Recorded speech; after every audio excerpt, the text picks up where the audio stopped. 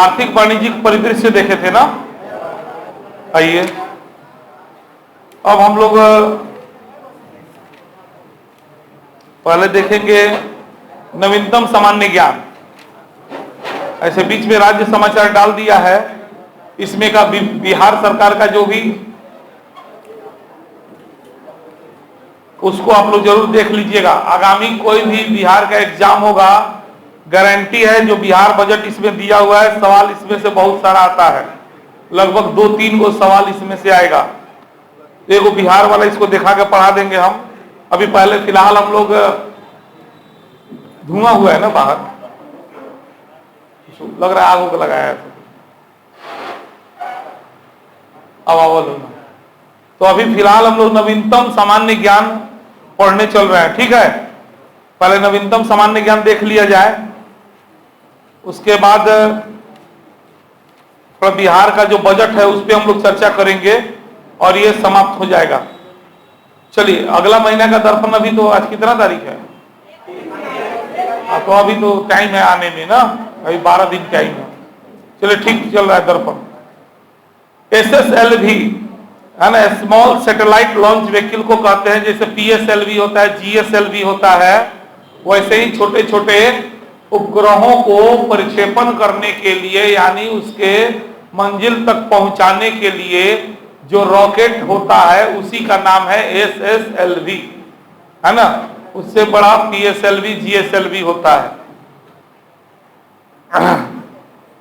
यह भारतीय अंतरिक्ष अनुसंधान संगठन यानी इसरो द्वारा विकसित नया प्रक्षेपण यान है, जिसका विकास जो है छोटे कम वजन के उपग्रहों को अंतरिक्ष में निचली कक्षा में स्थापित करने के लिए किया गया है। छोटे उपग्रहों के प्रक्षेपण के अंतर्राष्ट्रीय बाजार में अपनी पैठ बनाने के लिए इस प्रक्षेपण यान को विकसित किया गया है। इस प्रक्षेपण यान के जरिए ऐसे उपग्रहों को कम लागत पर ही प्रक्षेपित किया जा सकेगा।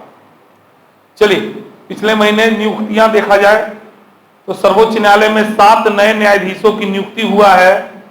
और इसको पहले बताएगा कोई? कौन बताएगा? तुम ही बताओ, खड़ा हो जाओ। सर्वोच्च न्यायालय में न्यायाधीशों की संख्या कितनी होती है? आइए जल्दी जल्दी बताओ, कोई एक्सक्यूज नहीं। या तो तुम बोलो सर आप नहीं पढ़ाए हैं, और नहीं पढ़ाए हैं तो तुम बताओ। है जोर से बोलो तुम खड़ा हो।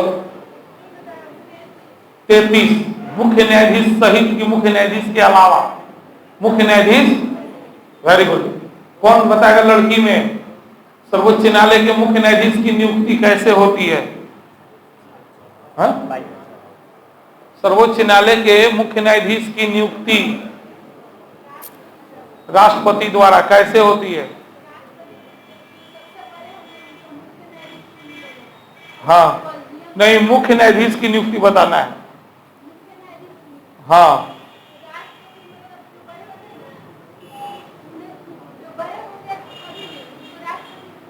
कैसे हम बताएं वैसे बताओ। इसमें से इस लाइन में कोई लड़का बताएगा कॉलेजियम प्रणाली किसे कहते हैं? खड़ा हो जाओ, रुक जाओ, चुप शांत। चलिए पीछे खड़ा हुई सब, अब बताइएगा कॉलेजियम प्रणाली आए। हाँ, कौन होता है? कॉलेजियम प्रणाली किस लिए बनाया गया है? न्यायाधीशों की नियुक्ति के लिए बनाया गया, ठीक है। कोको होते हैं कॉलेजियम प्रणाली में, और क्या होता है? और इसकी नियुक्ति कौन करता है? कॉलेजियम प्रणाली में जो न्यायाधीश होते हैं। पढ़ाए हैं हम, तो फिर काहे बहु आ रहे हैं लोग? ये कोनो बात तो नहीं ना हुआ। आगे पढ़ाइए, पीछे भुलाइए, ठीक है। बैठिए, घर पे बढ़िया से पढ़िए। तो टोटल न्यायाधीश कौगो? 33। एगो मुख्य प्लस अन्य, हो गया ना। तो वहीं 7 गो अन्य खाली था, तो उसी के जगह पर 7 गो नया न्यायाधीश नियुक्त किया गया है। सर्वोच्च न्यायालय के कॉलेजियम की संस्तुति पर, देख रहे हैं शब्द आ गया, कॉलेजियम शब्द आया ना। ये कॉलेजियम प्रणाली जो नहीं पढ़े हैं, धुआं ना खत्म बिल का और बहुत ज्यादा एलर्जी बात धुआं से अधूरा से है ना, कहीं ना कहीं से देख रहे हैं, बाप रे बाप पूरा पोल्यूशन।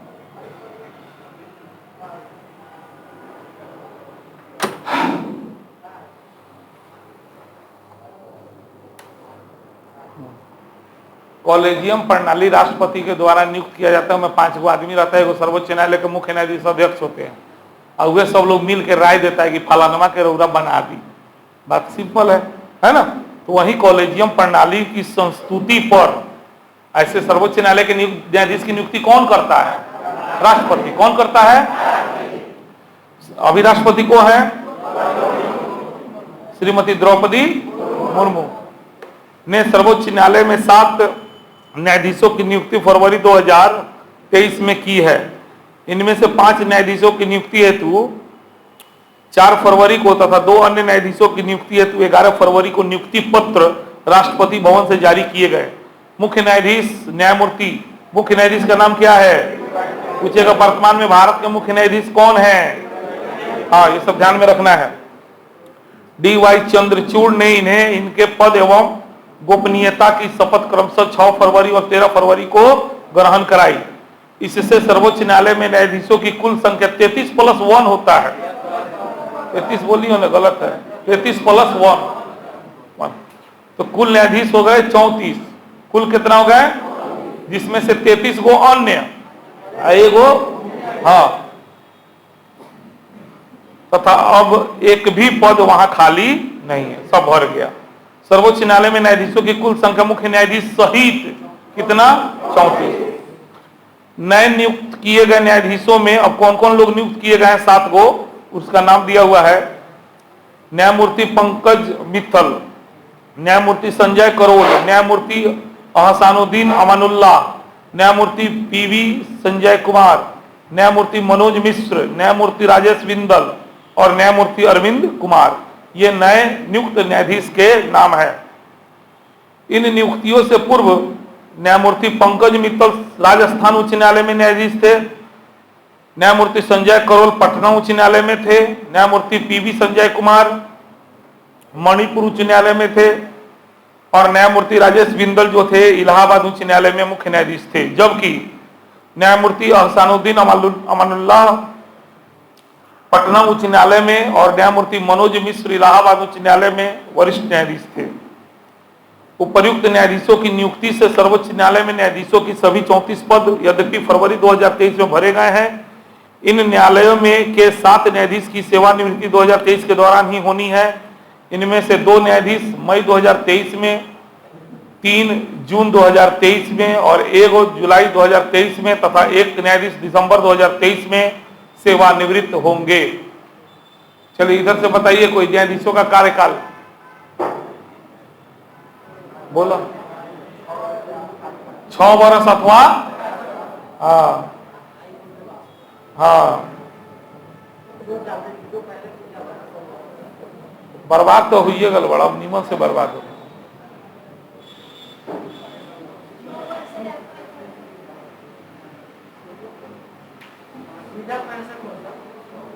सब पढ़ा लिखल गोबर कर दिले बड़ा। बोली खड़ा हो।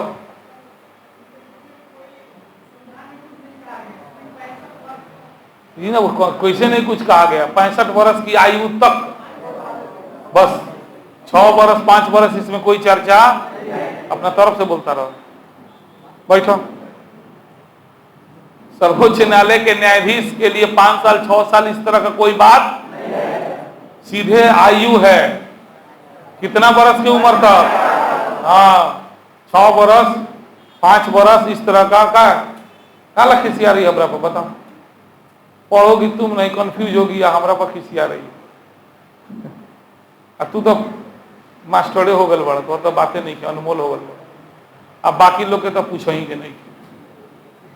मैंने इतना सिंपल सवाल गलती कर रहे हैं आप लोग। मैंने पूछिए मत, खासकर 10 बजे वाला बैच के लड़का लोग है ना, 7 बजे वाला लोग, एगो बुढ़वा बैच बा 3 बजिया है। तो वो कंफ्यूजन इतना भरल बाटे दिमाग में, पढ़ा दी का पढ़ा दी बताओ, पैसा दिले बड़ा सधावे के बाद तो सीखबे ना करबो तो पढ़ के क्या करबो, समझ लो पढ़ लेनी भोर पड़ा कर। जब ये बात बाटे तो काहेला झूठो के तू मरबो हम मरे, ये कोनो बात तो ना भल कि सर्वोच्च न्यायालय के न्यायाधीश के कार्यकाल भोर पड़ा जाए। और में कंफ्यूजन ये कितना समझानी कि 6 वर्ष अगर रख दिया है और उनका कार्यकाल मान लो 6 वर्ष 62 वर्ष में हो जाता, अब 3 साल लोग कहाँ जाई बेचारा, ओकर तो अब तो लास्ट प्रमोशन नु बा। तो उन लोग के कार्यकाल कितना होला, उम्र के हिसाब से होला, कितना होला। चलो हम सोचिले तो नहीं बतेबो, अब हमारा ही याद करे के पड़ता का होगा, आप लोग को परीक्षा देना कि हमको देना है। हम तो पढ़ा दिए एक बार बढ़िया से, अब आपसे पूछते जाए बताते जाइए। अब आप लोग हम ही से दोबारा 13 मेहनत करवाइएगा। जो नहीं पढ़े हैं देखिए करंट से कैसे रिलेट हो रहा है, आप ये चीज समझने का कोशिश कीजिए। तो न्यायाधीश 7 गो न्यायाधीश का नियुक्ति हुआ है, चर्चा में पूछा जा सकता है, सिंपल बात है कि नहीं। चलिए नेक्स्ट है सत्यनारायण राजू केनरा बैंक के नए प्रबंधक निदेशक बने हैं। जो केनरा बैंक है ना उसके नया डायरेक्टर बना है जिसका नाम है सत्यनारायण। सार्वजनिक क्षेत्र के केनरा बैंक में कार्यकारी निर्देशक रहे श्री सत्यनारायण राजू को अब इस बैंक में प्रबंध निदेशक सह मुख्य कार्यकारी अधिकारी यानी एमडी और सीईओ दोनों फरवरी 2023 में नियुक्त किया गया है। इस पद पर एलबी प्रभाकर जो सेवानिवृत्त हुए हैं का स्थान 8 फरवरी से उन्होंने लिया है। बैंकिंग क्षेत्र में 33 वर्ष का अनुभव रखने वाले श्री सत्यनारायण राजू ने 1988 में विजया बैंक से कैरियर प्रारंभ किया था तथा बाद में बैंक ऑफ बड़ौदा में चीफ जनरल मैनेजर भी वह रहे थे। बहुत ज्यादा इंपॉर्टेंट नहीं है लेकिन बैंकिंग सेक्टर वालों के लिए VVI है, जो बैंक का एग्जाम देंगे उनके लिए, बाकी के लिए उतना इंपॉर्टेंट नहीं है। चलिए नेक्स्ट न्यूज है फरवरी 2023 में 4 उच्च न्यायालयों में नए मुख्य न्यायाधीश नियुक्त हुए हैं। इनमें से 2 फरवरी में ही सेवानिवृत्त हो गए। सर्वोच्च न्यायालय के कॉलेजियम संस्तुति पर 4 उच्च न्यायालय में, अब मन करता पूछे के उच्च न्यायालय के मुख्य न्यायाधीश की नियुक्ति कौन करता है, कैसे करता है, के बताइए एकदम डायरेक्ट सही जगह लागत हो, जबरदस्ती हाथ मत उठाओ, चलो खड़ा हो बतावे नहीं उतरे। उच्च न्यायालय के मुख्य न्यायाधीश की नियुक्ति कौन करता है, कैसे करता है, राष्ट्रपति करते हैं। आए बोलो के ना होला राष्ट्रपति राज्यपाल कौन चीज का, राष्ट्रपति राज्यपाल का होला मिल के बैठ के खा ला लोग बतिया ला लोग। चलो तू खड़ा होगा तो बैठ, हाँ वेरी गुड, हाँ जैसे जरूरत पड़े सहायता के सलाह, बैठिए।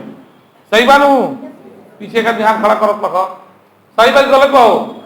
हाँ सर्वोच्च न्यायालय हो या उच्च न्यायालय हो, कौनो न्यायालय के न्यायाधीश की नियुक्ति राष्ट्रपति करेला, क्या करेला, सीधा सवाल।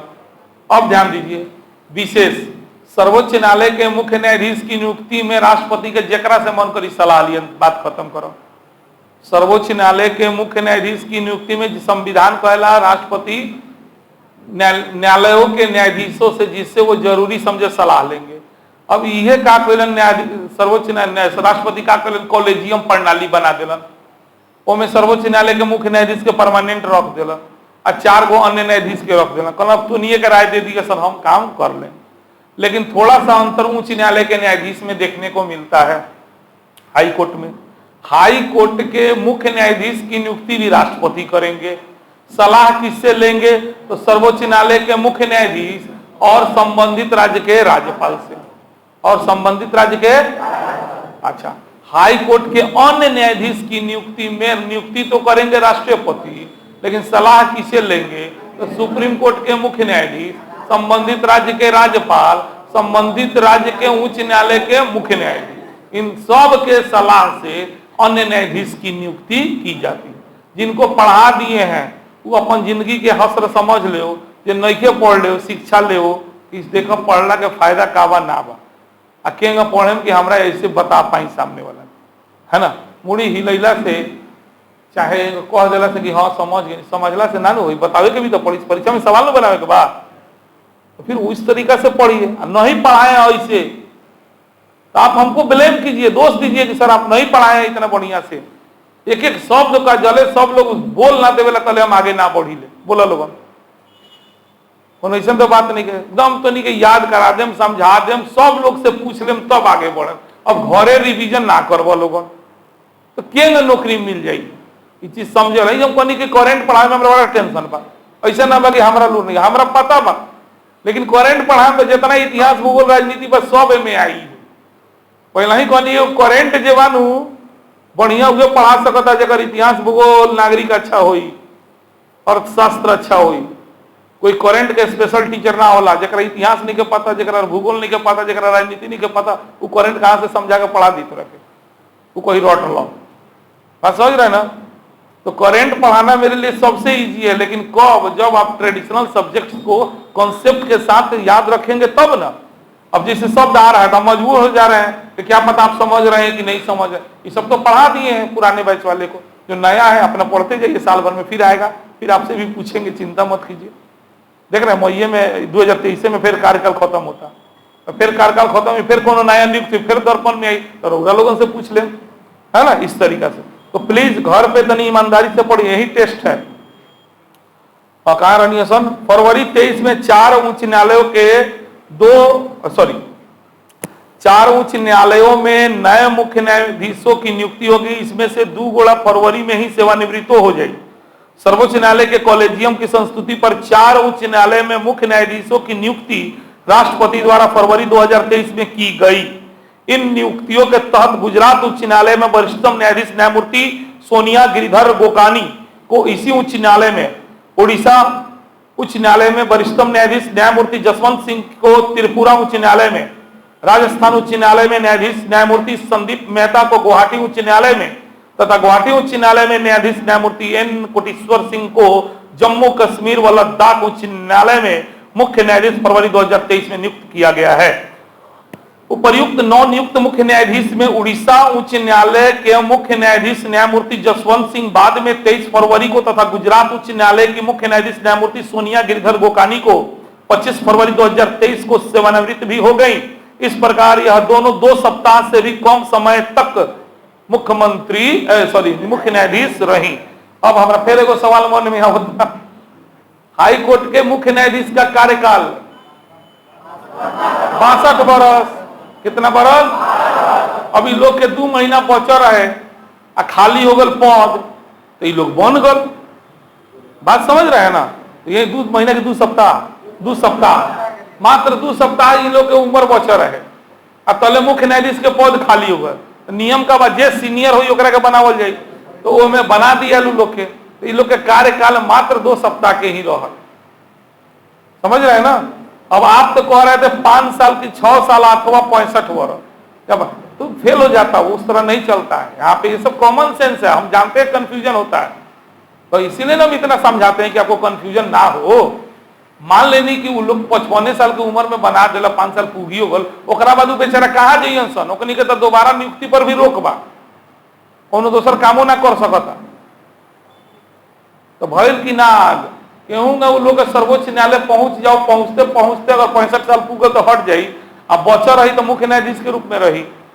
लेकिन 65 साल सर्वोच्च न्यायालय में और हाई कोर्ट में कौन साल, याद रखिएगा ये सब।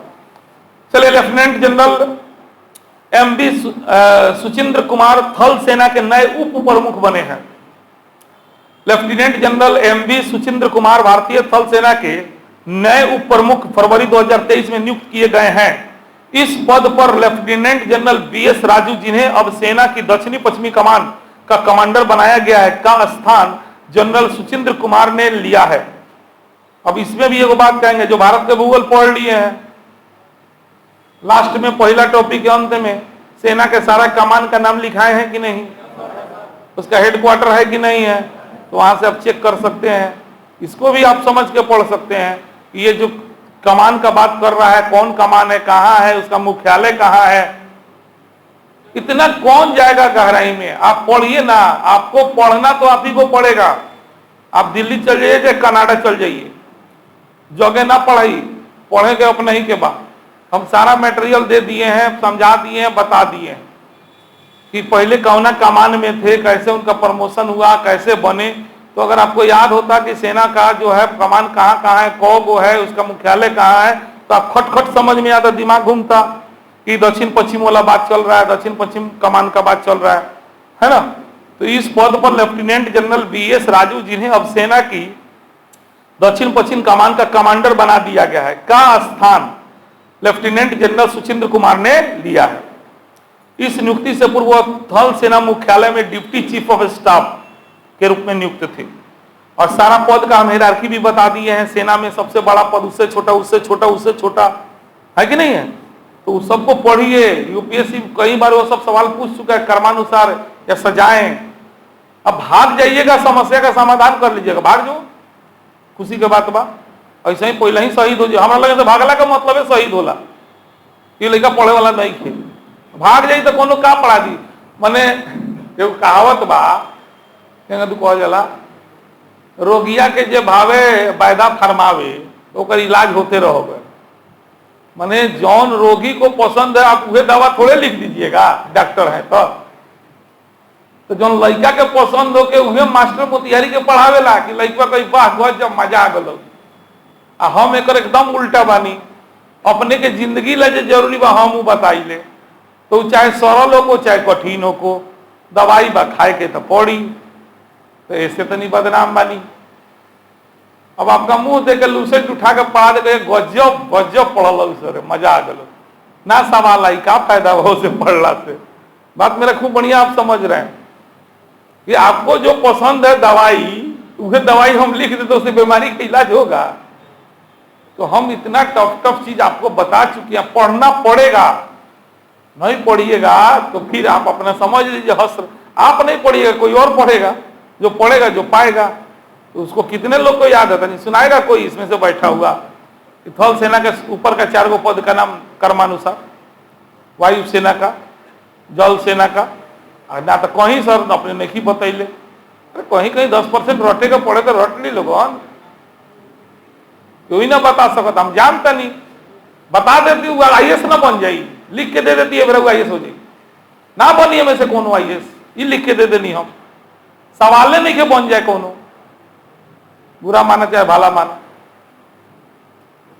3 लाख देवन तो ना पढ़त हो, कागज देता हो, पढ़े के तो रौरे पढ़ी। उस समय एहसास हुई बाबूजियों के रो के हाँ जमीन बेचले बानी, बेटवा हमारा IAS तैयारी करते। आई मंगनी के चंदन के कोनो वैल्यू नहीं खे।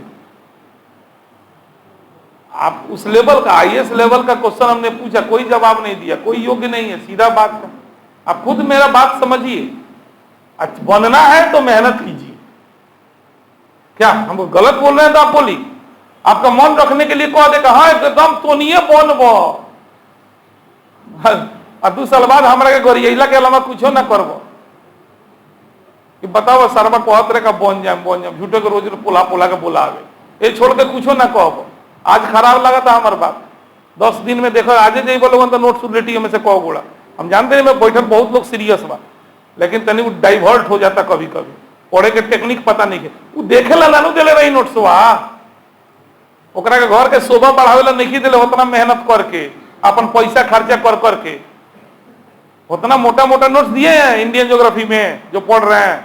पहला टॉपिक कौन पेज का है, आप खुद सोच के बताइए कौन रुपया हमको एक्स्ट्रा दिए हैं। एक बात कह रहे हैं कितना फंड है, 12 फंड है, सब लोग कह रहा है सर ये वर्ल्ड ज्योग्राफी का नोट्स बना रहे हैं, 170 पेज चला गया है। कल 2-4 आदमी बोला कि बाप रे बाप, बताइए इतना इतना रुपया काहे खर्चा कर रहे हैं। हम बोले भाई हमें से का छांट दी बताओ, तू बतैलक आधा से ज्यादा छांट दो। हम कहीं बताओ हम IAS PCS ला फेमस बानी, छांट दी तो कोनो लड़का के होई तो कहा फंड छोट कीजिए, हम कहीं में लिखा पाई फंड छोट कर दें तो हम आपके हर एक सुविधा का ध्यान रख रहे हैं। फंड छोट कर देंगे सीधे पेज हमारा 20% बच जाएगा, मटेरियल कम कर देंगे, चीज वो हुए रहेगा तनका कम कर देंगे तो आधा पेज बच जाएगा, हमको देना है दे देते। लेकिन हम किस लिए दे रहे हैं कि इसमें बैठा हुआ बहुत विद्यार्थी होनहार है, उसके अंदर इच्छा है कि हम कुछ कर लेंगे, तो भाई आप पढ़िए, इतना कह दिए ना पूरे इंडिया में कोई नोट्स होगा बता दीजिएगा, सीधा बात। बहुत लोग के मुस्की छुड़ता, कोनो बात नहीं है, आज मुस्कुराता अभियान दुनिया ओकरा पर मुस्कुराई, हम जानते नहीं, लेकिन हमारे बात खूब गहराई से समझ लो लोग। जितना हम पढ़ा दिले बानी नू वो मील का पत्थर है, आप 3 लाख दे दीजिएगा उतना उतना, उसके बावजूद भी कोई उतना नहीं पढ़ाएगा। एक बार जा लोगन बाबूजी से 10-15 हजार रुपया लेके दिल्ली तनी घूम के आवो लोगन, जाके कोचिंग वोचिंग तनी घूमो लोगन, तब न समझ में आई कि अवतार सर का बढ़ल। उन्होंने लड़का कहला दिल्ली जाते हैं हमारा खुशी वाला, हम डरपोक टीचर ना है कि जा पोल खुल जाई। हाँ हमारा पोल जरूर खुल जाएगी, कितना बेहतर पढ़ाई है। आपके यूट्यूब पर इतना सारा वीडियो पढ़ा, देख के नहीं समझ में आता है कि हमारे सर कैसा पढ़ाते हैं। आज कोनो टॉपिक डाल दीजिए जो आपको लगा हो कि सर खराब पढ़ाए, उसी को डाल के देखिए, आपको जरूर एहसास होगा कि सर कितना बेहतर तरीका से हम लोग को समझाते हैं, एक एक पॉइंट पर, और कितना विस्तार से पढ़ाते हैं। यह सब बात इसलिए कहना है कि अभी भी वक्त है, सुधर जा लोग, नौकरी लेवे के होके तो, आ ना तो तिलक दे हुआ पढ़ाई करत हो हम लोगन, रउरा लोगन टाइम पास करत हो तो कोनो दिक्कत नहीं है। अगुवाई पूछी का करता था, लड़का आईएएस के तैयारी करता है, आईएएस के 2 लाख जरूर बढ़ जाला, तो एकरा कहल जाला तिलक दे हुआ पढ़ाई, का कहल जाला। हाँ तो वो पढ़ाई अगर करत नहीं लोगन तो बहुत बढ़िया बा, नोट्स देख के अगुआ के दिमाग हिल जाता हो, चिंता मत करो। और जब चलिए नेक्स्ट है आयुष्मान खुराना, यूनिसेफ इंडिया के राष्ट्रीय राजदूत बने हैं। यूनिसेफ में इंडिया के राष्ट्रीय राजदूत बने हैं जिनका नाम है आयुष्मान खुराना। चले यूनिसेफ जिसका फुल फॉर्म संयुक्त राष्ट्र बाल कोष होता है, ने युवा सिने अभिनेता आयुष्मान खुराना को भारत में अपना राष्ट्रीय सद्भावना दूत नियुक्त करने की घोषणा नई दिल्ली में एक समारोह में 20 फरवरी 2023 को की। इस नियुक्ति से पूर्व वह भारत में यूनिसेफ के सेलिब्रिटी पैरोकार थे। बीबीआई कर लीजिए। चलिए नेक्स्ट है विक्रम देव दत्त, डीजीसीए के नए महानिदेशक बने हैं। एयर इंडिया एसेट होल्डिंग के चेयरमैन सह प्रबंध निदेशक के रूप में कार्यरत रहे भारतीय प्रशासनिक सेवा के श्री विक्रम देव दत्त ने नागरिक उड्डयन महानिदेशालय, जिसको शॉर्ट में डीजीसीए कहा जाता है, फुल फॉर्म नागरिक उड्डयन महानिदेशालय, हाँ में अब नोट्स बनाइएगा तो सीधे लिख दीजिएगा नागरिक उड्डयन महानिदेशालय के नए महानिदेशक, बात खत्म, एक लाइन। बीबीआई के रूप में कार्यभार 28 फरवरी 2023 को संभाला है। इस पद पर श्री अरुण कुमार जो सेवानिवृत्त हुए का स्थान उन्होंने, माने इनसे पहले कौन थे? अरुण कुमार। इनसे पहले कौन थे? अरुण कुमार। चलिए नेक्स्ट है एम सुब्बा राइडू, नामीबिया में भारत के नए उच्चायुक्त बनी है। देखिए कभी राजदूत आ रहा है, कभी उच्चायुक्त आ रहा है, एक बार समझा दिए हैं, कुछ लोग नए बैठे हैं, समझ लीजिए एक बार फिर से। भारत के जब कूटनीतिज्ञ लोग, राजनीतिज्ञ लोग विदेश में जाला और वही जो रहेला आ कोनो भी मैटर आवेला तो देश के सरकार उहे आदमी से सल्टेला, तो ओकरा के 2 गो नाम बा, या तो राजदूत ना तो उच्चायुक्त कहल जाला। का कहल जाला? आ ई पद पर अगर बने के अपने के मन होके तो आईएएस के परीक्षा पास करेम नु तो नौकरी लगी, आईएफएस पद मिली, इंडियन फॉरेन सर्विस, और इसी के अंतर्गत आप बन सकते हैं राजदूत या उच्चायुक्त। अब जान दीजिए राजदूत और उच्चायुक्त दोनों एक गो पद है, एक गो काम बा, कोनो फर्क नहीं के। नाम काहे फर्क कर दिया? काहे कि ब्रिटेन जितना देश के अपन गुलाम बनैले रहे, उ देश के आज के डेट में एगो समूह बा जौना के नाम है कॉमनवेल्थ कंट्री। का नाम है? तो ई देशवा आपस में भेजेलन सन राजदूत, तो ओकरा के उच्चायुक्त कहल जाला। जहां उच्चायुक्त देखिएगा पूछ जाइएगा ये ब्रिटेन के गुलाम रहल होई, बात समझ गए? जैसे भारत पाकिस्तान में भेजे, पाकिस्तान भारत में भेजे, तो राजदूत नहीं कहलाएगा, उच्चायुक्त कहलाएगा, ठीक है। और जौन ब्रिटेन का गुलाम नहीं रहा है वो ऐसे देश में आप भेजिएगा तो राजदूत कहलाएगा। क्या कहलाएगा? तो उच्चायुक्त बस सिंबॉलिक है कि यह बताता है कि यह देश जो था कभी ब्रिटेन का उपनिवेश था, है ना, वहां पर हमने भेजा है, तो वही चीज है। तो नामीबिया का रहा है, कभी ब्रिटेन का उपनिवेश रहा है, पूरा फिरके रहा है, तो इसीलिए नामीबिया में उच्चायुक्त भेजा है भारत, है ना। देख रहे हैं ना, एम सुब्बा राइडू, क्या नाम है? एम सुब्बा राइडू, नामीबिया में भारत के नए उच्चायुक्त। समझ में आ गया? हाँ चलिए नेक्स्ट है राजेश मल्होत्रा पीआईबी के नए प्रधान महानिदेशक बने हैं। भारतीय सूचना सेवा के 89 बैच के श्री राजेश मल्होत्रा ने प्रेस सूचना ब्यूरो अर्थात पीआईबी प्रेस सूचना ब्यूरो के प्रधान महानिदेशक के रूप में कार्यभार 1 मार्च 2023 को संभाला है। इस पद पर श्री सत्येंद्र प्रकाश जो सेवानिवृत्त हुए हैं का स्थान इन्होंने लिया है। सत्येंद्र प्रकाश ने अगस्त 2022 में ही यह कार्यभार ग्रहण किया था। चलिए नेक्स्ट है परमेश्वरन अय्यर अब विश्व बैंक के निदेशक मंडल में भारत द्वारा नामित कार्यकारी निदेशक बने हैं। परमेश्वरन अय्यर नीति आयोग के सीईओ रहे। श्री परमेश्वरन अय्यर अब विश्व बैंक में जो बोर्ड ऑफ डायरेक्टर होता है, क्या होता है, जिसको हिंदी में निदेशक मंडल कहते हैं, उस बोर्ड ऑफ डायरेक्टर में भारत को अपने तरफ से भेजना होता है। तो भारत द्वारा भेजा गया कार्यकारी निदेशक का ही नाम है परमेश्वरन अय्यर। ध्यान दीजिए, फिर से एक बार इसको शॉर्ट में समझिए। पहले वर्ल्ड बैंक का एक बोर्ड ऑफ डायरेक्टर होता है, उसमें हर देश अपना एक व्यक्ति भेजता है। तो भारत ने किसको भेजा है, बस यही न्यूज है, सिंपल है, समझ में आ गया ना। अब पढ़ रहे हैं, नीति आयोग के सीईओ रहे श्री परमेश्वरन अय्यर अब विश्व बैंक के निदेशक मंडल में भारत द्वारा नामित कार्यकारी निदेशक हैं। इस पद पर भारतीय प्रशासनिक सेवा के हरियाणा कैडर के श्री राजेश खुल्लर का आगमन। इससे पहले कौन थे, तो राजेश खुल्लर थे। वेरी गुड, समझ गए आप लोग।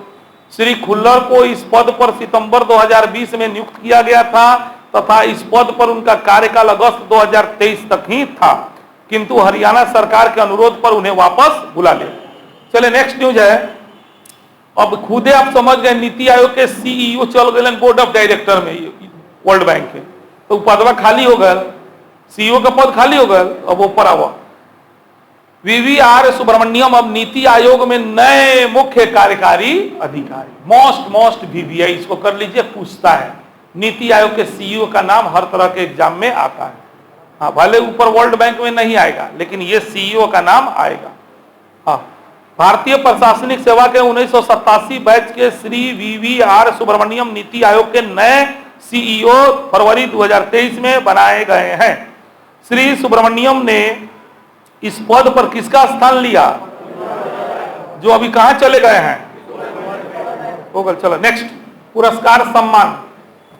तो प्यार से घरे इसको अपने तरफ से भी एक बार पढ़िए और शॉर्ट नोट्स बनाते चलिएगा। जितना शॉर्ट नोट्स बनाइएगा उतना ही करंट पर कमांड होगा। किताब में सारा बात है, ये सबको पता है। आप घरे जाकर कोशिश कीजिएगा एक पेज में बना ले। चलिए नेक्स्ट, पुरस्कार सम्मान। ग्रेमी पुरस्कार। भारत के रिकी केज लगातार तीसरे वर्ष ग्रेमी विजेता बने हैं।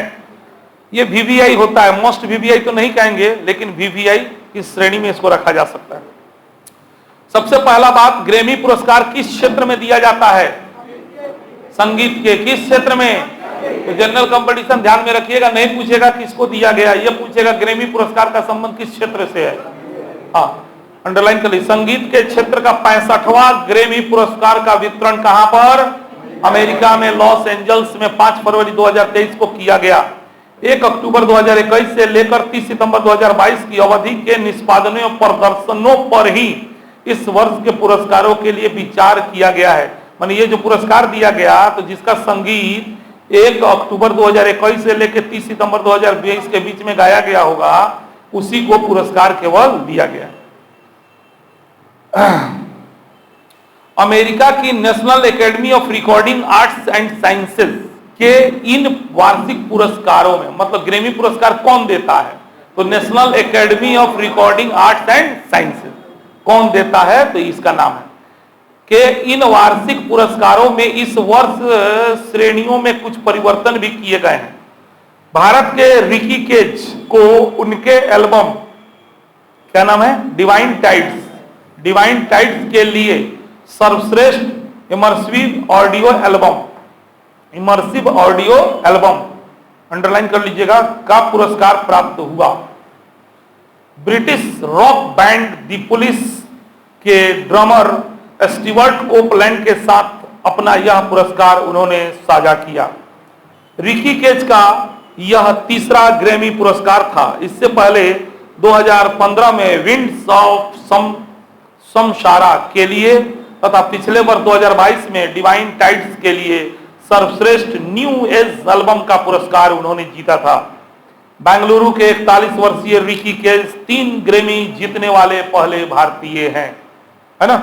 इस वर्ष के ग्रैमी पुरस्कारों में सॉन्ग ऑफ द ईयर पुरस्कार अमेरिकी गायिका बोनी राइट को उनके गीत जस्ट लाइक दैट के लिए, रिकॉर्डिंग ऑफ द ईयर का पुरस्कार अमेरिकी गायिका लीजो को, है ना, अबाउट डैम टाइम के लिए, तथा एल्बम ऑफ द ईयर का पुरस्कार ब्रिटेन के हैरी स्टाइल्स को उनके एल्बम हैरीज हाउस के लिए दिया गया।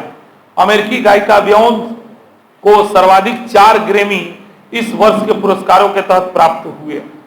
चलिए, तो इतना न्यूज में से जो जो दे दिया है वही VVI है, बाकी लिस्ट ऐसे सब दिया हुआ है। यूपीएससी वालों के लिए सब इंपॉर्टेंट है। बाकी जनरल कंपटीशन, भारत के किस संगीतकार को ग्रैमी पुरस्कार मिला है, कितना बार मिला है, किस चीज के लिए मिला है, ये 3 सवाल आप बस ध्यान में रखिएगा। बाकी और ग्रैमी पुरस्कार का संबंध इससे है और किस संस्था के द्वारा जीके हो गया, किस संस्था के द्वारा ग्रैमी पुरस्कार दिया जाता है। बाकी इसको अपना देखते रहिएगा। Album of the year, recording of the year, song of the year, सर्वश्रेष्ठ न्यू आर्टिस्ट, सर्वश्रेष्ठ, ऐसे का पूरा पुरस्कार का डाटा दिया है। चलिए नेक्स्ट है, भारत की अनुष्का शंकर 7वीं बार ग्रैमी से चुकी। बाप, 7 बार बेचारी का नामांकन हुआ, लेकिन 7 बार में कभी अभी ग्रैमी पुरस्कार नहीं मिला। भारत के प्रसिद्ध सितार वादक पंडित रविशंकर की छोटकी बेटी अनुष्का शंकर, बहुत फेमस पर्सनालिटी है, ऐसा नहीं है।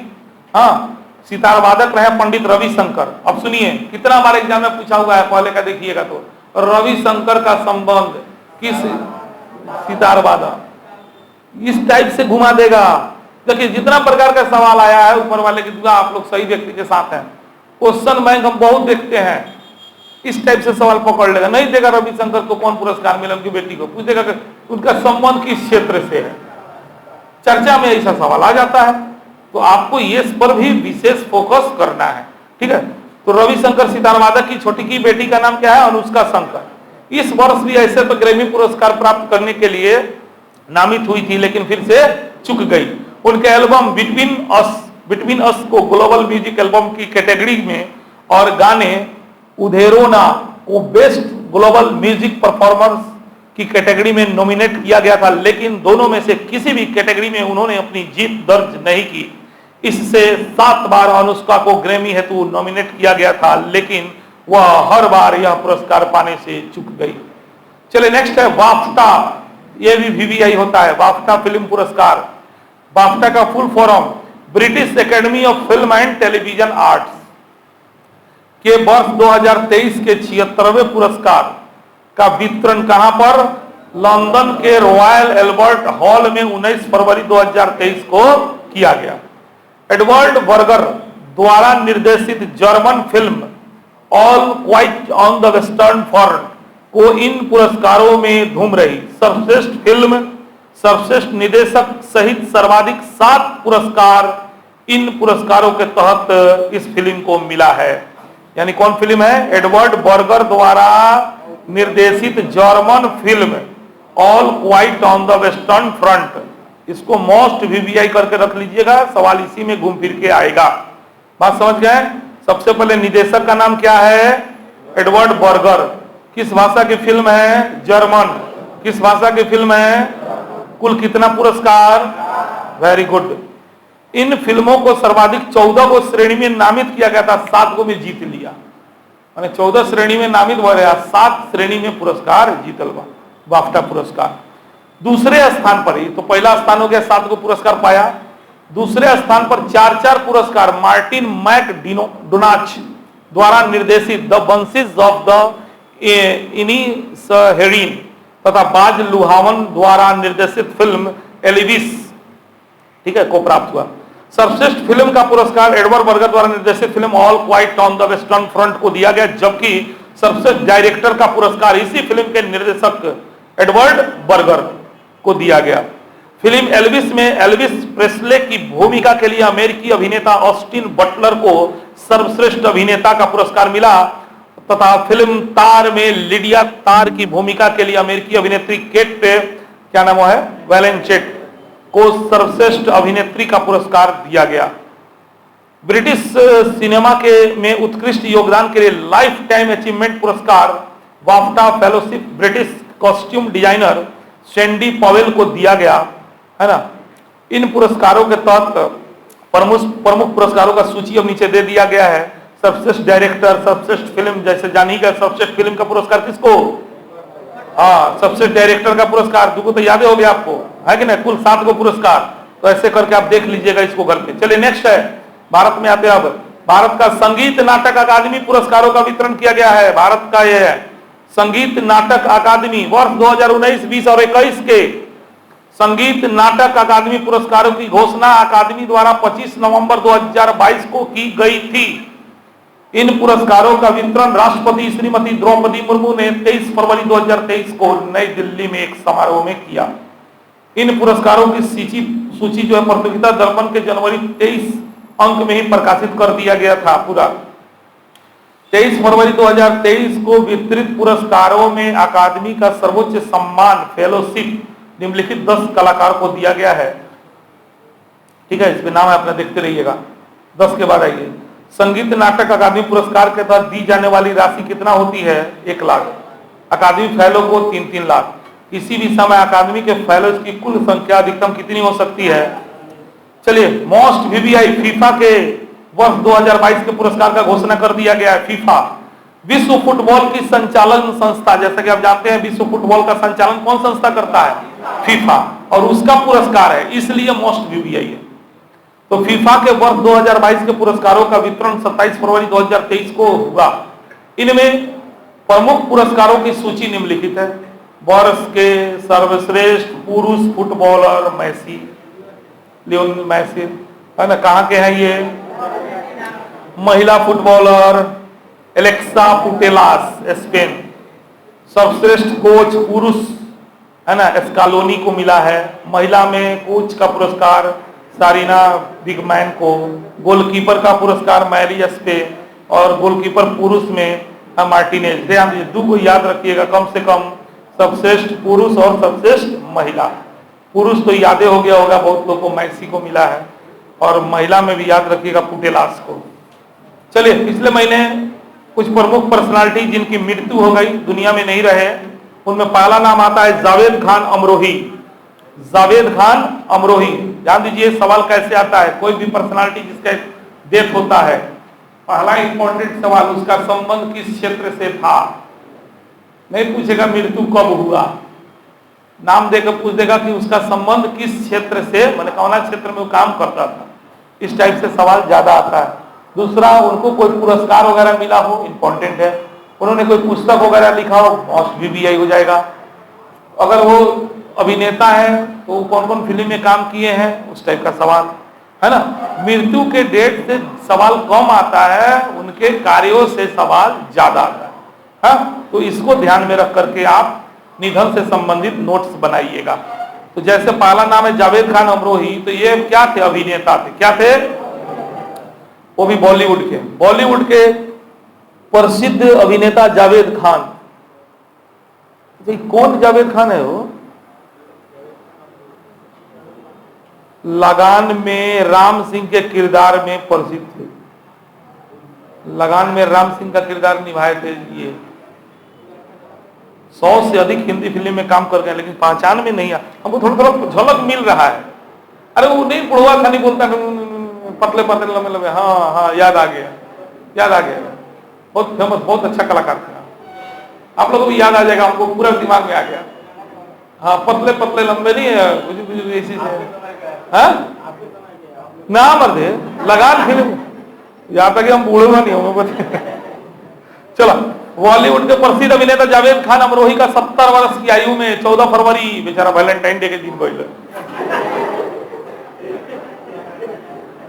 14 फरवरी 2023 को, हो सकता है कोई इंतजार कर रही हो स्वर्ग में, इसलिए मिलने चला गया हो। वादा किया होगा कि वैलेंटाइन डे के दिन आएंगे हम, चला गया होगा। हाँ, मुंबई में निधन हो गया। 100 से अधिक हिंदी फिल्मों में भूमिका निभाने के अतिरिक्त छोटे पर्दे पर भी अभिनय की छाप उन्होंने छोड़ी। फिल्म लगान में राम सिंह के किरदार में विशेष प्रसिद्धि। चलिए नेक्स्ट है नंदमुरी तारक रत्न, तेलुगु फिल्मों के अभिनेता। खाली हीरो लोग मरा था कहा। हाँ, तेलुगु फिल्म के अभिनेता नंदमुरी तारक रत्न का बेंगलुरु के एक अस्पताल में केवल 39 वर्ष की आयु में 18 फरवरी 2023 को निधन हो गया। राजनीति में भी सक्रिय रहे तारक रत्न को कुछ दिन पूर्व एक पद यात्रा के दौरान हार्ट अटैक आ गया था, तभी से वह कोमा में थे। के विश्वनाथ, दक्षिण भारत के जाने माने फिल्म निर्माता के विश्वनाथ का 92 वर्ष की आयु में 2 फरवरी 2023 को हैदराबाद में निधन हो गया। कला तपस्वी के नाम से लोकप्रिय के विश्वनाथ ने तमिल, तेलुगु और हिंदी में लगभग 50 फिल्मों का निर्माण किया था। 2016 में उन्हें सिनेमा जगत के सर्वोच्च दादा साहेब फाल्के पुरस्कार VVI हो गया है। चलिए नेक्स्ट है परवेज मुशर्रफ, बेचारा गोइलू पर बहुत बड़ा गद्दारी किया था बेचारा।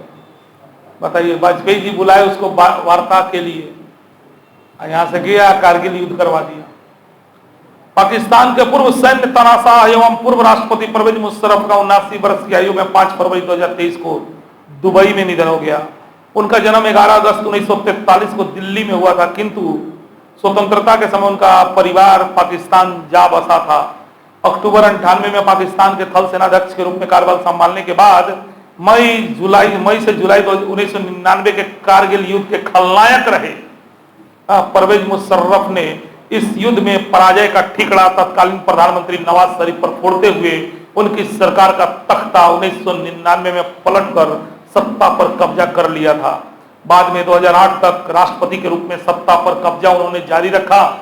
राष्ट्रपति रहते हुए 3 नवंबर 2007 को संविधान को ही निलंबित करने का आरोप इन पर 30 मार्च 2014 को लगाया गया था। राजद्रोह के इस मामले में एक विशेष अदालत ने मौत की सजा उन्हें 17 दिसंबर 2019 को सुनाई थी, किंतु इससे पूर्व ही मार्च 2016 में इलाज के लिए वह दुबई चले गए थे, जहां से वह वापस स्वदेश नहीं लौटे। इसी बीच अदालत ने उन्हें भगोड़ा भी करार दिया था। निधन के बाद मुशर्रफ का शव पाकिस्तान लाया गया, जहां बिना किसी राजकीय सम्मान के कराची में उन्हें।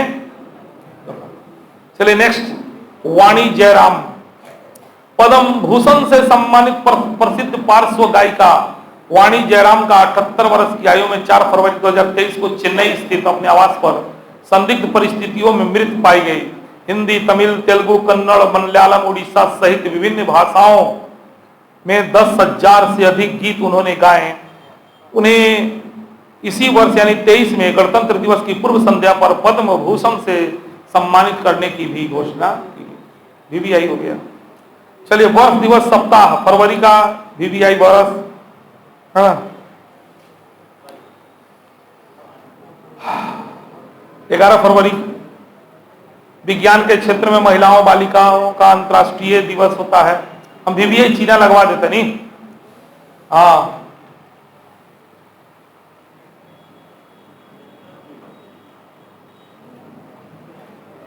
21 फरवरी,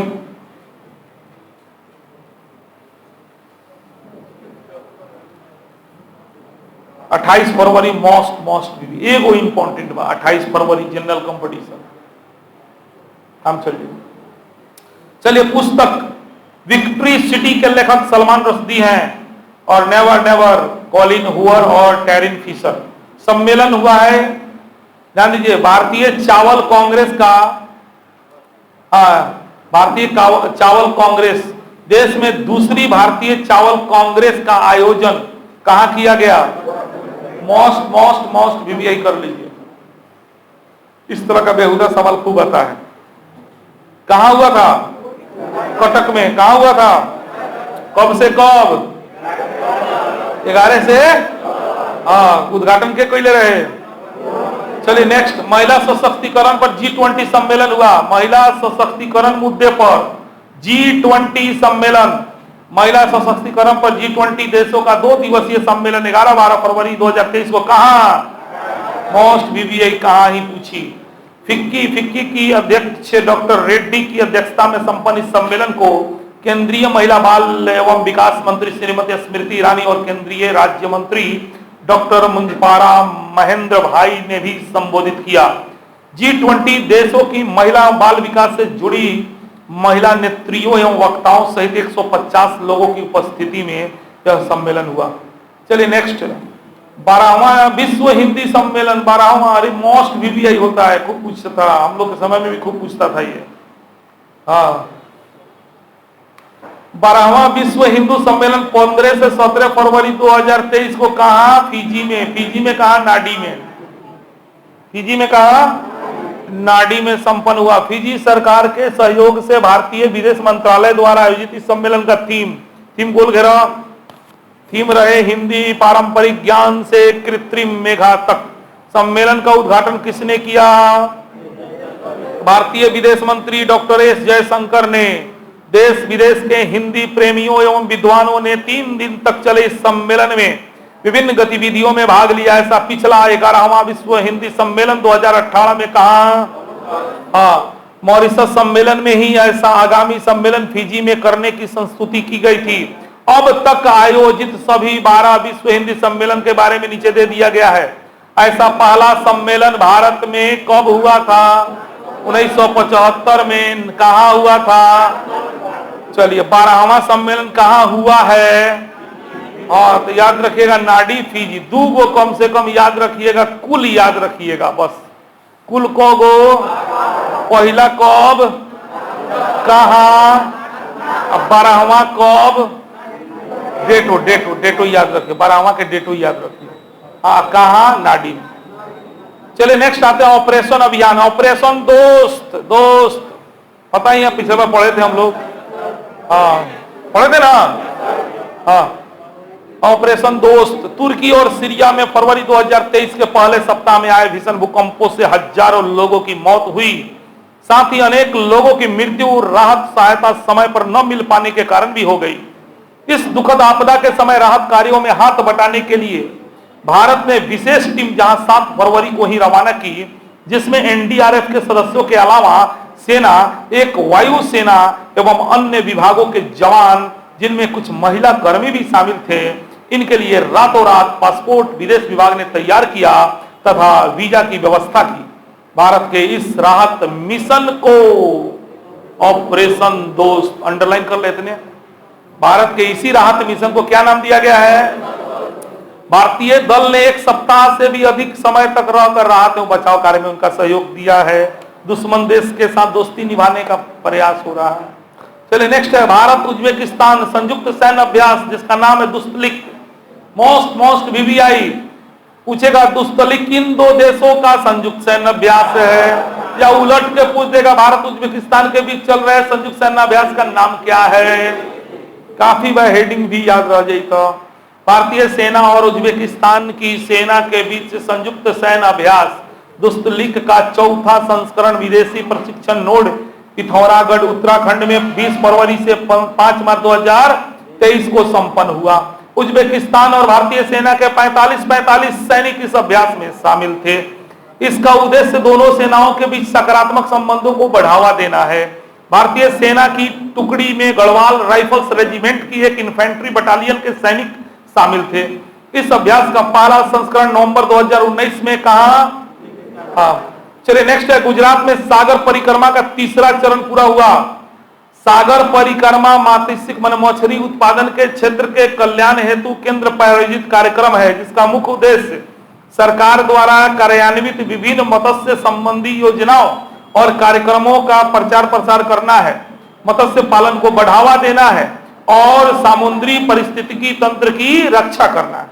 इसका पहला चरण गुजरात में मार्च 2022 में आयोजित किया गया था, जो 5 मार्च 2022 को मांडवी से शुरू हुआ और 6 मार्च 2022 को पोरबंदर में जाकर समाप्त हुआ। दूसरा चरण 22 सितंबर को मंगलोर से वेरावल तक शुरू हुआ और 23 सितंबर 2022 को मूल द्वारका में जाके समाप्त हुआ। केंद्रीय मत्स्य पालन, पशुपालन और डेयरी मंत्री पुरुषोत्तम रूपाला ने 19 फरवरी 2023 को गुजरात के हजीरा पोर्ट से सागर परिक्रमा कार्यक्रम के 3रे चरण की शुरुआत की। गुजरात के सूरत से शुरू हुआ यह अंडरलाइन करो, 3रा चरण VVI। गुजरात के सूरत से शुरू हुआ यह 3रा चरण 21 फरवरी को मुंबई के ससुन डॉक में समाप्त हुआ। अब UPSC एग्जाम क्या करी? ससुन डॉक कहाँ बा? दे दे। अब पहुंच रहा पूरा भारत में कौन सी कहा, पागल हो जाएगी। ऐसा नहीं जगह उठाइए, दे दिया, 4 गो मैचिंग करके दे दी। बड़ा में खेल खिलाया है, यूपीएससी का पीटी पागल कर दिया। वे तो सिखा दिया, एग्जाम सिखा दिया बहुत कुछ कि क्या पढ़े के चाहिए। हम लोग सोचते थे कैसे न पकड़ाइए ना, जब तब तो मुंह कुड़िए गिरता था आदमी कि कहां से दे दिले बारे भाई। ऐसा नहीं, ससुन तो चर्चा में है ना, अब दे देगा। अब पता चली खोजा तरीके से हे चलते दे देगा। इस करेंट अफेयर्स को बड़ी बारीकी से पढ़िएगा, मजा आ जाएगा, धीरे धीरे अनुभव होगा ना। अब सबसे पहले करंट पढ़िएगा, क्योंकि करंट जो है ना पूरा हिस्ट्री, पॉलिटी, ज्योग्राफी सब डिसाइड कर देगा। कल एगो होमवर्क देते हैं आप लोग जो पढ़ लिए, आप लोग अपना से खेल कूद से तो ना मिलिए, इसे एक बाद से ही काम तो नहीं करिए। पहले से पढ़ के ट्रेडिशनल है, न्यूजुआ पढ़ लिया, अब मन में सोचिए जैसे कहेंगे आज हाई सुप्रीम कोर्ट आया तो सुप्रीम कोर्ट पढ़ के ही लोग सर कहीं पूछ दिया तो मंगनी में गाड़ी सुन ले तो बात के लिए तो पहले ही से पढ़ के ही लोग जो पढ़ ले लेबा, जे जौन चीज पढ़ ले लेबा उतना में से हम पूछे ट्रेडिशनल। करेंट हम पढ़ाए मैं ट्रेडिशनल पूछे, तो इससे आपके अंदर थोड़ा एक डर भी कायम होगा और दूसरा आपको इंपॉर्टेंट सवाल छांटने का हैबिट हो जाएगा। बात समझ रहे हैं ना मेरा? तो इस टेक्निक पे थोड़ा दिन काम किया जाए, है ना। आगे से चलिए, तो तीसरा चरण 21 फरवरी को मुंबई के ससुन डॉक में समाप्त हुआ।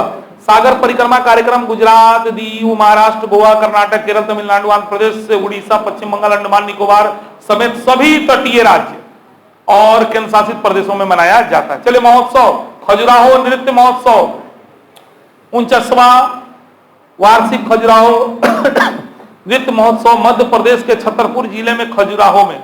खजुराहो कहाँ है? अब बहुत फेमस जगह है, ऐतिहासिक जगह है, तो कम से कम इसी बहाने आप जान जाइए मध्य प्रदेश के कौन जिला में, इसी बहाने जानिएगा। ऐसे सब पढ़ना नहीं है, खोजना नहीं है, करेंटे में आएगा। कितना अजंता, खजुराहो सब चर्चित जगह है कि नहीं? तो ऐसे ही मिलते जाएगा। अब खजुराहो थोड़ा सा किसी कारण से चर्चा में है, अब हो सकता है आपके जनरल कंपटीशन डाल दे खजुराहो किस राज्य में है, किस जिला में है ना, या क्यों फेमस है, इस टाइप से कुछ डाल सकता है। तो खजुराहो कौन जिला में? छतरपुर। वहीं पर विश्व से 26 फरवरी 2023 को संपन्न हुआ इस ऐतिहासिक महोत्सव का उद्घाटन राज्यपाल मंगू भाई पटेल ने 20 फरवरी को किया। देश विदेश के कलाकारों ने अपनी कला का प्रदर्शन इस महोत्सव में किया। मध्य प्रदेश शासन के संस्कृति विभाग द्वारा अलाउद्दीन खान संगीत एवं कला अकादमी भोपाल के माध्यम से इस महोत्सव का आयोजन हर साल होता है। चलिए, विविध आईएनएस सुमेधा की आबू धाबी में क्या लिख ले आईडेक्स एवं नोडेक्स में भागीदारी हुआ है। चलिए पढ़ते बताते हैं।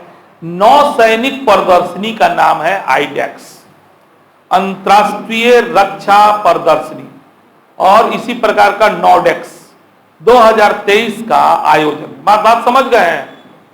आईडेक्स नोडेक्स क्या है? प्रदर्शनी है। कौन सी का? नौसेना का। नौसेना का प्रदर्शनी का नाम है आईडेक्स और नोडेक्स। वही प्रदर्शनी कहां आयोजित हुआ? Abu Dhabi. अब समझ गए ना? यही बस अबू धाबी में कब से कब ले। अब इस प्रदर्शनी में भारत ने कौन युद्धपोत भेजा था? आईएनएस सुमेधा। अब सब बुझा गया ना? अबू धाबी में प्रदर्शनी, बल कैसन प्रदर्शनी? नौसेना के। वो प्रदर्शनी में भारत के कौन जहाज गई रहे? सरयू श्रेणी के स्वदेश निर्मित अपतटीय पोत ने भारत की पोत निर्माण क्षमता का प्रदर्शन वहां किया। गोवा शिपयार्ड लिमिटेड में निर्मित इस पोत को 7 मार्च 2014 को भारतीय नौसेना में कमीशन किया गया था। चलिए नेक्स्ट, भारत और जापान का संयुक्त अभ्यास वीर गार्जियन। मोस्ट वीवीआई वीर गार्जियन का संबंध किन दो देशों के संयुक्त अभ्यास से है? इसी वीर गार्जियन में भारतीय दल का नेतृत्व महिला स्क्वाड्रन लीडर अवनी चतुर्वेदी ने किया है। भारतीय वायुसेना और जापानी वायु आत्मरक्षा बल का पहला संयुक्त अभ्यास वीर गार्जियन नाम से जापान के हायाकुरी वायु सैनिक केंद्र पर 12 से 26 जनवरी 2023 को संपन्न हुआ। 2 सप्ताह का यह संयुक्त अभ्यास जापानी वायु आत्मरक्षा बल के साथ भारतीय वायु सेना का पहला ही संयुक्त अभ्यास था। इस युद्धाभ्यास में दोनों वायु सेनाओं ने ऑपरेशन अभ्यास, वायु युद्ध रणनीति निर्धारण, आक्रमणों को रोकने एवं एयर डिफेंस मिशन के अभ्यास दोनों वायु सेनाओं ने इस युद्धाभ्यास में किए। 2 सप्ताह के इस संयुक्त अभ्यास में भारतीय दल का नेतृत्व किसने किया? स्क्वाड्रन लीडर अवनी चतुर्वेदी ने किया। यह पहला ही अवसर था जब किसी विदेशी बल के साथ द्विपक्षीय सैन्य अभ्यास में भारतीय दल का नेतृत्व किसी महिला अधिकारी ने किया हो। कंप्यूटर साइंस में बीटेक की उपाधि प्राप्त अवनी चतुर्वेदी देश की 3 पहली महिला पायलट्स में से एक है। यानी देश के प्रथम 3 महिला पायलट में से तीसरा नंबर पे यही। तो फिर पहला कौन है? तो ऐसी 2 अन्य महिलाएं भावना कंठ और मोहना सिंह हैं। अवनी 2018 में देश में पहली महिला पायलट बनी थी। चलिए, योग गुरु रामचंद्र की स्मृति में 150 रुपये मूल्य का स्मारक सिक्का जारी किया गया। मूलतः मैनपुरी के रहने वाले योग गुरु बाबा रामचंद्र, जिनका जन्म 1873 में हुआ था और मृत्यु 1931 में, उन्हीं की स्मृति में 150वें जयंती वर्ष पर उनके सम्मान में कितना रुपया का फरवरी 2023 में जारी किया गया। लाला जी के नाम से प्रसिद्ध रहे गुरु रामचंद्र का योग के प्रचार प्रसार में काफी योगदान था। उनकी स्मृति में जारी 150 रुपये मूल्य के सिक्के का व्यास 44 mm 35 ग्राम वजन का यह सिक्का मिश्र धातु का बना है, जिसमें 50% चांदी और 40% तांबा के अलावा 5% निकल और जिंक है। चलिए, एरो इंडिया 2023 रक्षा क्षेत्र की एशिया की सबसे बड़ी एरो इंडिया का आयोजन कहाँ?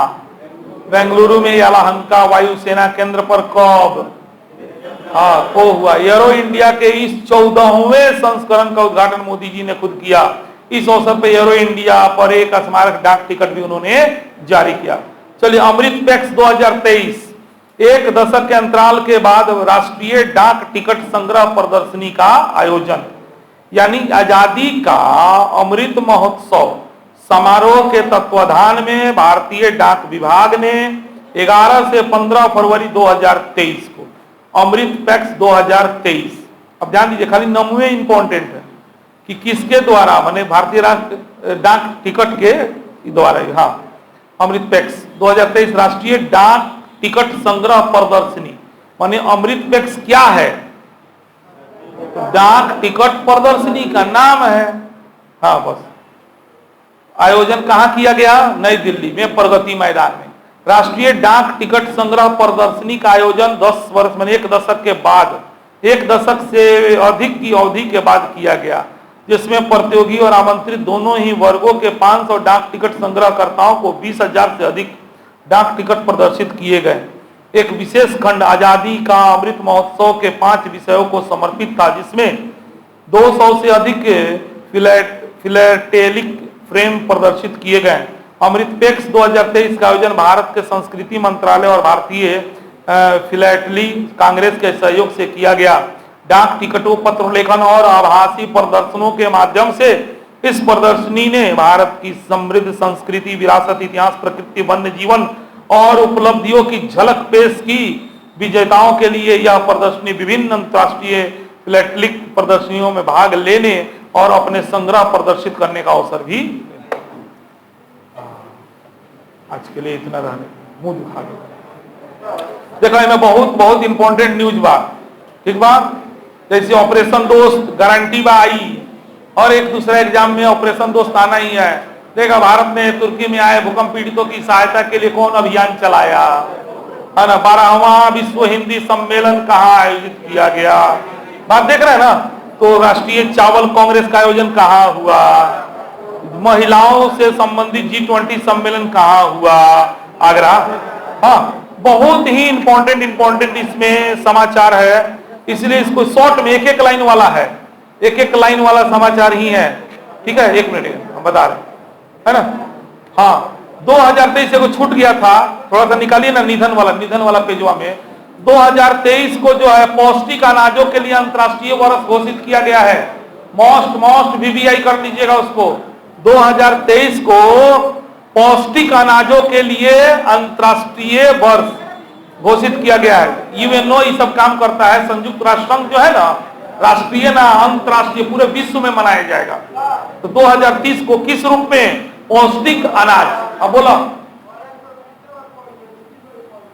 कौन सी? हाँ, तो आवत रही 2 बेर 3 बेर आवत रहे, कोनो दिक्कत पढ़ ले कर दीजिए आनंद। तो इसका खूब बढ़िया से नोट्स बनाइए। कल आइए, कल हम लोग खेल कूद पढ़ेंगे और बिहार बजट पढ़ेंगे। कल इसको खत्म कर देंगे। बिहार बजट पढ़ेंगे, उसको अंडरलाइन करा देंगे और आगामी जो भी बिहार दरोगा सचिवालय से बीपीएससी होगा, 1 साल के लिए टेंशन फ्री हम लोग हो जाएंगे। हाँ।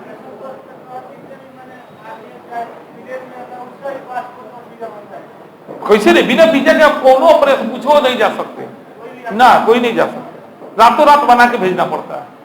हाँ, कुछ कर दीजिएगा, उस देश में आप घुसने ही नहीं देगा, है कि नहीं? आप पर केस हो जाएगा। चलो खूब तनी मन से पढ़ा लोग, तो कम से कम के पढ़ावेला प्रतियोगिता दर्पण।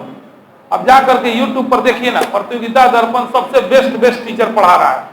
ऐसा थोड़ी भी पढ़ा रहा है, जो दिल्ली का टीचर वो सब। अब बाकी लोग क्या करता है, इनमें से छाट छाट के एक पन्ना के नोट्स बना के दे देता। हम तो कहते नहीं भाई, आप पहले मुझे मार पढ़ाए, चिल्लाए, मुंह दुखवाए है। तो इतना हम लोग का तैयारी कहीं से खराब नहीं है। आप 1 साल ईमानदारी से पढ़िए ना, करंट अफेयर्स पढ़िए, हिस्ट्री जितना पढ़ा दिए, पॉलिटी पढ़ा रहे हैं, ज्योग्राफी पढ़ा रहे हैं, सब पढ़ते जाइए, याद करते जाइए, सवाल बनाते जाइए, नौकरी नहीं लगेगा। नहीं इतना कौन पढ़ता है, हमको पता है। आप लोग भी तो नहीं पढ़ रहे हैं, ये तो दुख का बात है। आप लोग भी नहीं पढ़ रहे हैं, कम से कम हम आपको प्रेरित तो कर रहे हैं। बाकी को तो पता भी नहीं है कि इतना पढ़ना है। आपको पता है फिर भी नहीं पढ़ रहे हैं, तो आप गुनहगार हो जाइएगा, क्योंकि जानबूझ के गलती करना गुनाह होता है कम से कम। तो आप लोग को इतना समझा दे रहे हैं, पढ़ा दे रहे हैं, इतना बड़ा बड़ा बात बता रहे हैं, है कि नहीं है, फिर भी आप नहीं पढ़ रहे हैं, अच्छा बात नहीं है। अब प्लीज मजा लेने नहीं है, पीछे कुछ लोग बैठ के दूसरे दुनिया में बा, हम सब देखो था नहीं, ऐसा करबल उठा के बेला दे, मत आओ।